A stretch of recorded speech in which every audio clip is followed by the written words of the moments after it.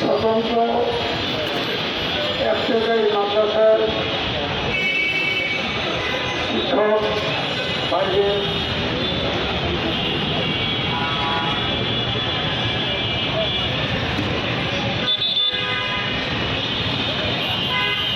চাকরি কার্যক্রমের দাবিতে 18 দিন যাবৎ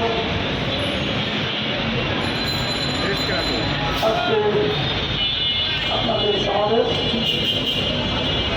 এখানে উপস্থিত আছেন স্বতন্ত্র একটাটিয়া মাদ্রাসা শিক্ষক সমিতির সভাপতি, সাধারণ সম্পাদক, কেন্দ্রীয় নেতৃবৃন্দ এবং বিভিন্ন জেলা থেকে আগত আমাদের শিক্ষক শিক্ষিকা ভাই বোনেরা। শিক্ষক জাতির জীবন, বই পুস্তকে বলা হয় শিক্ষা জাতির মেরুদণ্ড।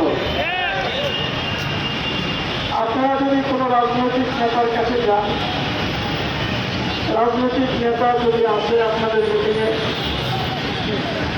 অথবা কোনো এমপি মন্ত্রীর কাছে যান, ব্যবসায়ীর কাছে যান, সবাই খুব সুন্দর কথা বলে শিক্ষা জাতির মেরুদণ্ড। শিক্ষা যদি জাতির মেরুদণ্ড হয় তাহলে তো শিক্ষক হবে শিক্ষার মেরুদণ্ড। কিন্তু এই শিক্ষকদেরকে সমাজে ঠিকমতো মর্যাদা দেওয়া হয় না, তাদের মূল্যায়ন করা হয় না, তাদের সামাজিক স্বীকৃতি দেওয়া হয় না, তাদের চাকরির কোনো সিকিউরিটি নাই, তাদের আর্থিক কোনো সচ্ছলতা নেই।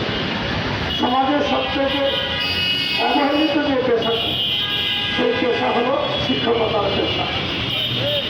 তারপরেও আপনারা এই পেশায় এসেছেন সেবামূলক কাজের জন্য। এই পেশায় এসে আপনি যদি মানুষকে শিক্ষা দান করতে পারেন তাহলে আপনার শিক্ষায় শিক্ষিত হয়ে তারা ভবিষ্যৎ প্রজন্ম সুনাগরিক হবে, সেই লক্ষ্যে আপনারা এই পেশায় এসেছেন। প্রাচীন যুগে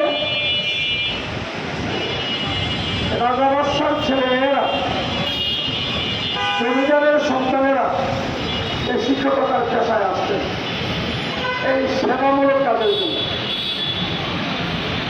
এখন এটা সেবামূলক কাজের মধ্যে আর পড়ে না, কারণ আপনি সমাজের যেখানেই যাবেন, সেই দল ক্ষমতায় যায়, ইফতার পার্টিতে যদি আপনাকে দাওয়াত দেয়, আপনার চেয়ার থাকতে একবারে সর্বশেষ পিছনের চেয়ার, বাথরুমের সাথে যে চেয়ার থাকে ওগুলি দেওয়া হয় শিক্ষক। এটা থেকে মুক্তি পাওয়ার জন্য আমি দীর্ঘ 35 বছর যাবৎ আন্দোলন সংগ্রাম করে যাচ্ছি। আগে শিক্ষকদের কিছুই ছিল। 1980 সনের আগে এখানে অবশ্য ওই পর্যায়ে শিক্ষক আর নাই। 1980 সনের আগে যারা শিক্ষকতার পেশায় এসেছেন তাদেরকে 75 টাকা ডিআরএস অ্যালাউন্স দেওয়া হতো।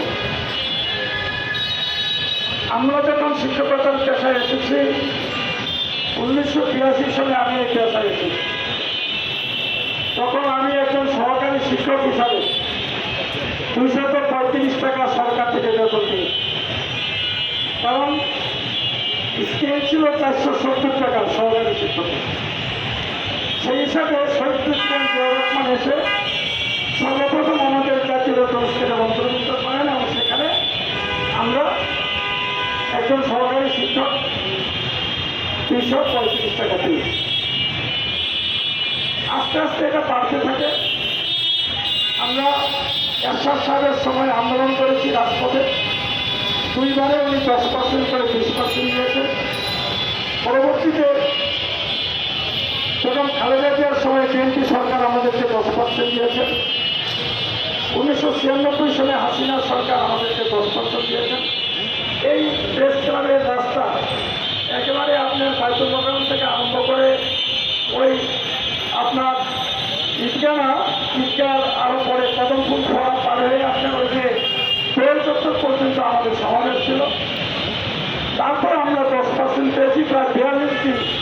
এখানে বসে থাকার পর তারপরে আন্দোলন সংগ্রাম করেছি, আপনার আমরণ অনশন করেছি শহীদ মিনারে।